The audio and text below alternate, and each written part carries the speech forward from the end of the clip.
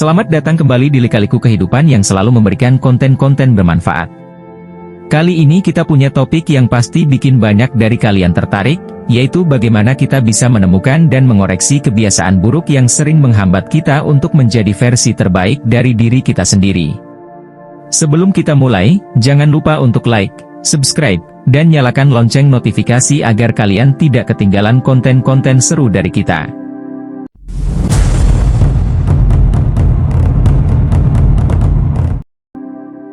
Kita semua tahu bahwa memiliki kebiasaan buruk itu manusiawi, tapi penting bagi kita untuk belajar bagaimana menghadapinya dan tumbuh dari situ.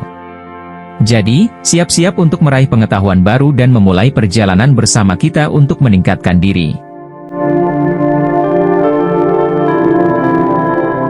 Segmen 1, Pemahaman Kebiasaan Buruk.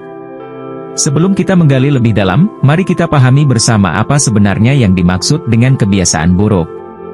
Kebiasaan buruk adalah tindakan atau pola pikir yang sering kita lakukan tanpa kita sadari, bahkan mungkin tanpa kita sadari bahwa itu dapat menghambat perkembangan kita. Ketika kita melihat lebih dekat, kebiasaan buruk ini bisa bermacam-macam, mulai dari menunda-nunda pekerjaan, makan tidak sehat, hingga bersikap negatif terhadap diri sendiri. Pertanyaannya sekarang adalah mengapa kita cenderung mengembangkan kebiasaan-kebiasaan ini? Salah satu faktor utama adalah bahwa otak kita menciptakan kebiasaan untuk membuat hidup lebih efisien. Namun, ketika kebiasaan ini bersifat merugikan, inilah saatnya kita perlu berhenti sejenak dan refleksi. Identifikasi kebiasaan buruk yang mungkin kamu miliki saat ini adalah langkah awal yang penting dalam perjalanan menuju perubahan positif. Jadi, bersiaplah untuk merenungi diri sendiri dan membuka diri terhadap pemahaman yang lebih dalam tentang kebiasaan buruk kita. Kita akan membahas lebih banyak strategi dan tips menarik, jadi pastikan untuk tetap bersama kita hingga akhir video. Segmen 2, Menganalisis Penyebab Kebiasaan Buruk.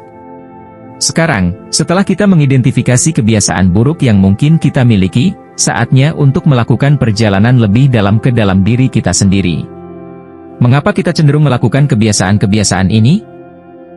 Pertanyaan ini membawa kita pada penelusuran penyebab mendasar di balik perilaku kita. Salah satu penyebab umum kebiasaan buruk adalah adanya pemicu tertentu yang memicu respons otomatis dari kita. Pemicu ini bisa berasal dari stres, kebosanan, atau bahkan kelelahan. Dengan memahami apa yang memicu kebiasaan buruk kita dapat lebih efektif mengatasi akar masalahnya.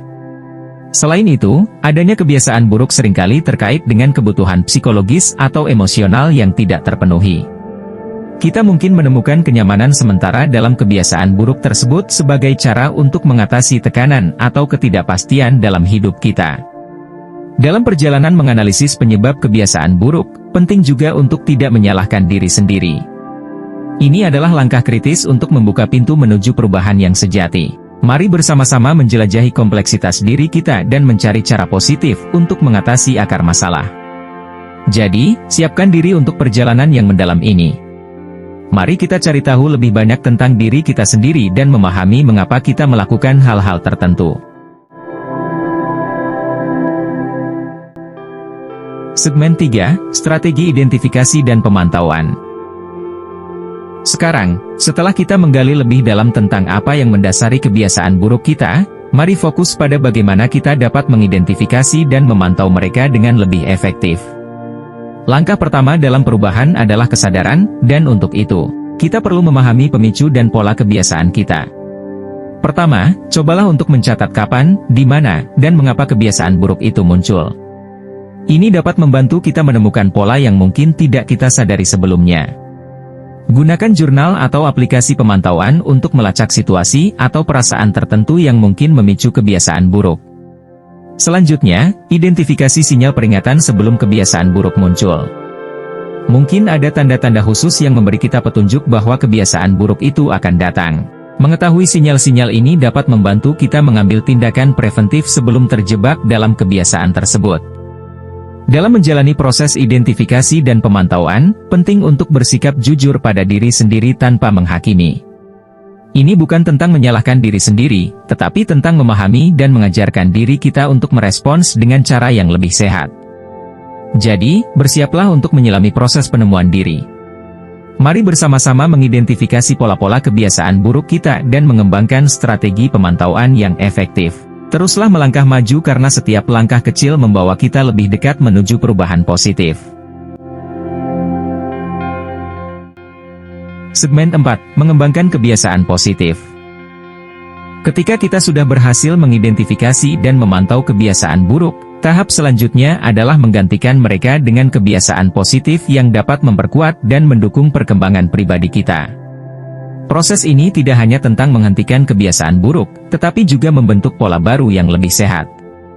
Langkah pertama adalah menetapkan tujuan kecil yang dapat diukur. Misalnya, jika kebiasaan buruk kita adalah menunda pekerjaan, kita dapat menetapkan tujuan untuk menyelesaikan tugas-tugas kecil dengan tenggat waktu yang singkat. Ini membantu kita membangun momentum positif dan merasa lebih percaya diri. Selanjutnya, carilah dukungan dari lingkungan sekitar. Bekerja sama dengan teman atau keluarga dapat memberikan motivasi tambahan dan rasa akuntabilitas. Berbagi tujuan kita dengan orang lain dapat menciptakan lingkungan positif yang mendukung perubahan. Penting juga untuk memahami bahwa perubahan tidak terjadi secara instan. Kita perlu bersabar dan konsisten dalam usaha kita. Fokus pada progres, bukan perfeksionisme. Bahkan langkah kecil menuju kebiasaan positif adalah pencapaian yang patut dicatat. Dalam mengembangkan kebiasaan positif, kita juga bisa memanfaatkan teknik seperti visualisasi. Bayangkan diri kita sukses mengatasi kebiasaan buruk dan menikmati manfaat dari kebiasaan positif yang baru. Ini dapat memberikan dorongan motivasi yang sangat diperlukan. Jadi, bersiaplah untuk menciptakan perubahan positif dalam hidup kita. Mari bersama-sama merancang kebiasaan baru yang mendukung pertumbuhan dan kesejahteraan kita. Teruslah bergerak maju, dan ingatlah bahwa setiap langkah kecil menuju perubahan adalah langkah yang membawa kita lebih dekat ke versi terbaik dari diri kita. Segmen 5. Mengatasi hambatan dan rintangan. Ketika kita menjalani perjalanan mengubah kebiasaan buruk menjadi kebiasaan positif, tidak dapat dihindari bahwa kita akan menghadapi hambatan dan rintangan. Namun, mengatasi hal ini adalah kunci untuk menjaga konsistensi dan mencapai perubahan yang berkelanjutan. Pertama-tama, kenali dengan jelas hambatan apa yang mungkin muncul di sepanjang jalan. Mungkin itu adalah godaan kuat yang membuat kita ingin kembali ke kebiasaan lama, atau bahkan merasa lelah secara emosional. Dengan mengetahui hambatan-hambatan ini, kita dapat mempersiapkan strategi untuk mengatasi mereka. Selanjutnya, pertahankan dukungan sosial. Berbicara dengan teman, keluarga, atau bahkan mencari dukungan profesional dapat membantu kita melewati momen sulit. Mempunyai seseorang yang memahami perjuangan kita dapat memberikan perspektif dan dorongan positif yang sangat diperlukan. Selama kita mengatasi hambatan, penting juga untuk mengubah cara kita berpikir tentang kegagalan. Sebagai bagian dari proses perubahan, kegagalan mungkin terjadi. Namun, daripada melihatnya sebagai akhir dari segalanya, lihatlah sebagai peluang untuk belajar dan tumbuh.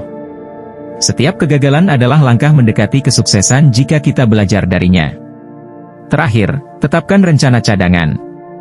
Jika kita tahu ada situasi tertentu yang cenderung membuat kita kembali pada kebiasaan buruk, rencanakan cara untuk menghadapinya. Mempersiapkan rencana cadangan membantu kita tetap berada di jalur, bahkan dalam kondisi yang sulit. Jadi, mari bersama-sama hadapi hambatan dan rintangan ini dengan kepala tegak. Perubahan tidak selalu mudah, tetapi dengan ketekunan dan strategi yang tepat, kita bisa melewati setiap rintangan.